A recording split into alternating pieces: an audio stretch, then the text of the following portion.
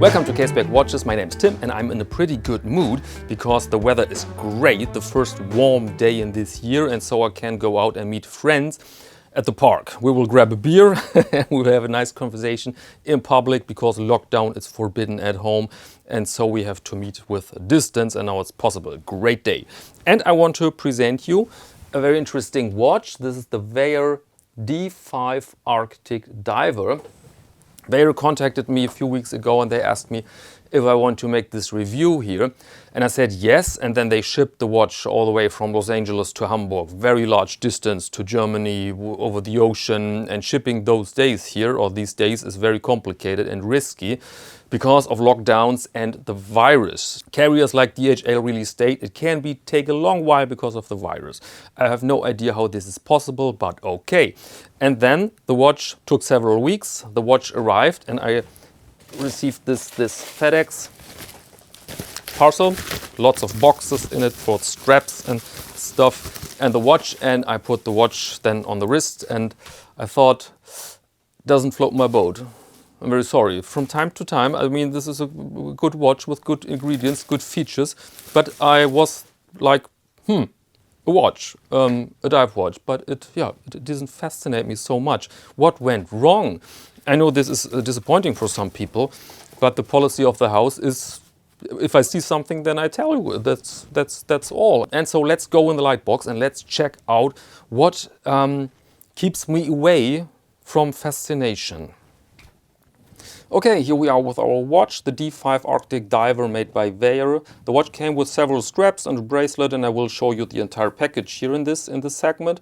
But first, let's go over the basics. We have an automatic watch, steel case, and the diameter is 39 millimeters, the case diameter. The bezel diameter is 40 millimeters, so in fact it wears a bit like 40 millimeters or more like 40 millimeters. The length overall is 48, the lug width is 20, and the thickness is 13.7. So very contemporary in size. The bezel inlay here is ceramic with lume, with massive lume. This is Super Luminova Old Radium. You find this lume on many new watches. Very pleasant color. Here is the exhibition Caseback, and inside you find the well-known Miyota 1939 automatic movement. So overall very contemporary in size and features. Let's have a look what we can see here on the dial. There you see the Vaer logo, very subtle. I really like that. Here you have information about water tightness up to 200 meters, automatic watch, and here American assembly. So assembled in the United States, although the components are from Japan or China or God knows. And the dial layout is very, let's say, vintage inspired by older divers with this nice radium colored lume here. The black is matte, so you don't have too much reflections. I've forgotten, this is a sapphire crystal. Sapphire crystal on top and sapphire crystal on the back. And here you see a little triangle. It's hard to tell if the triangle aligns, by the way, because the distance between the bezel and the dial is very large. And so if you angle the watch a bit, then you are sometimes under the impression that it doesn't align 100% perfect. The bezel is unidirectional, 120 clicks, very precise. Perfect, absolutely perfect, absolutely perfect. There is nothing rattling on it, and it's not too tight, it's not too loose. It's absolutely perfect here. Really enjoy doing this here. And so overall the ingredients for a good watch are absolutely there. And now let's operate it. Screw down crown, works nice. Hand winding, and position 1 is then to set the time. Hackable seconds, as you can see. This is okay. What I find a bit strange is that it's extremely wobbly here.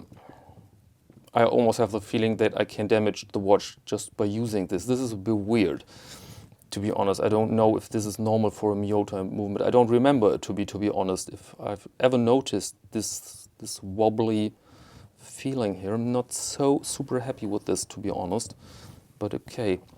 Interesting is the case. The case form reminded me instantly of the case form of a Speedmaster automatic, Omega Speedmaster automatic, with those lugs and especially this overall form here.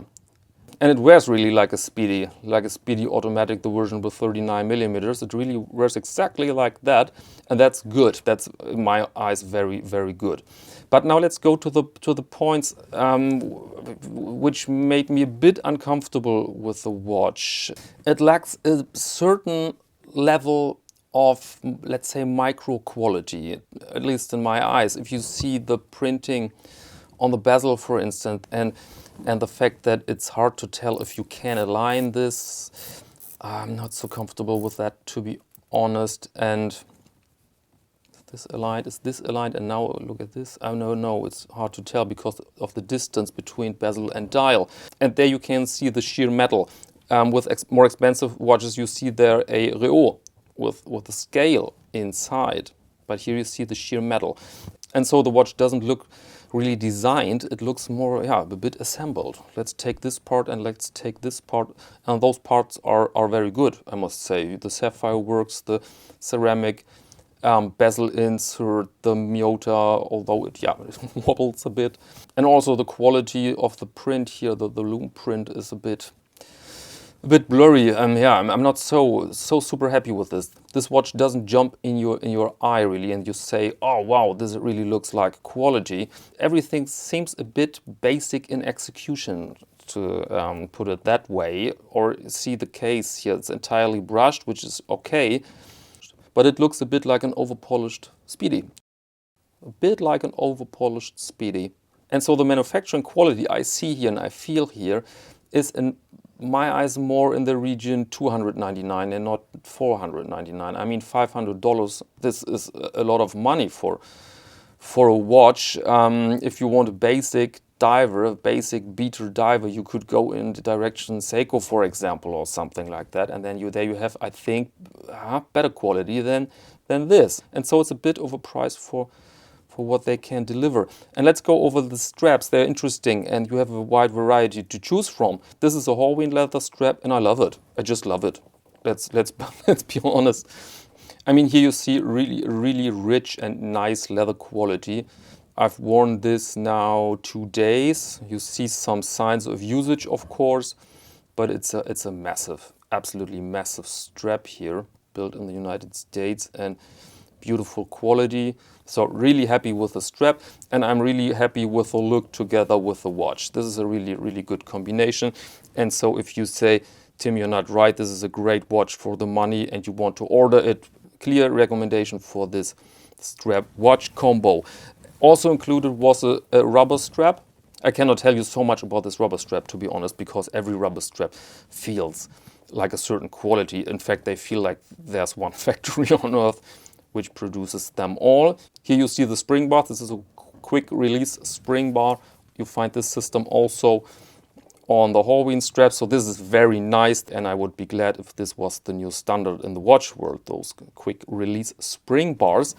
Here's the metal bracelet. This is then the most expensive version.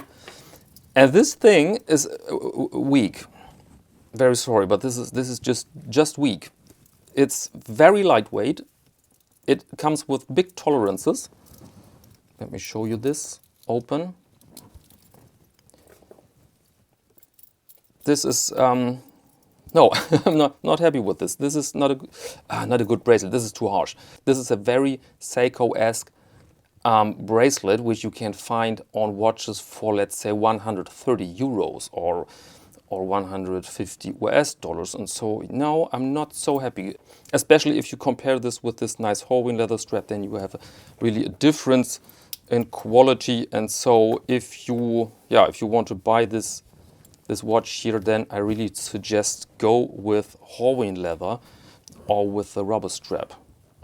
So this was my impression here about the D5 Arctic Diver. It's not a bad watch, good ingredients, but it lacks the, I don't know, the boom factor. And I really think it's a bit overpriced. $500 for this watch might be a little bit too stiff. If you really want to experience that diver feeling, affordable and robust and with beater-esque qualities, I don't know if this is the perfect watch. Maybe you want to invest a little bit more money and go with the more expensive versions of Vaer watches. And here you see the watch on my 17 centimeter wrist. 17 centimeters, what is this? I think 6.7 inches. And you see 39 millimeter case, 40 millimeter bezel, works.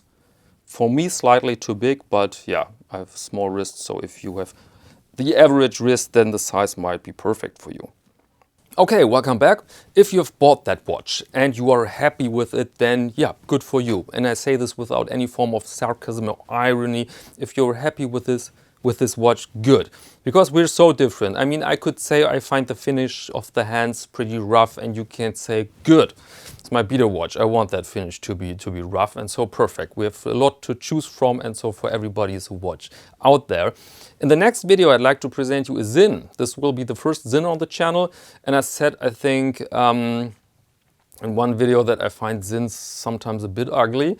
And I think a viewer was a bit upset. He lives here in town and said, you know what, come to me, I will give you my Zin. You can keep it a while and then you can present it on the channel, and then please tell us your honest opinion about that watch. And so let's do it. The pickup will be in a few days, and if you want to see the first wrist shot on Instagram, then join me there, please. Caseback_Tim. And now let me thank you very much for your attention, and until next time.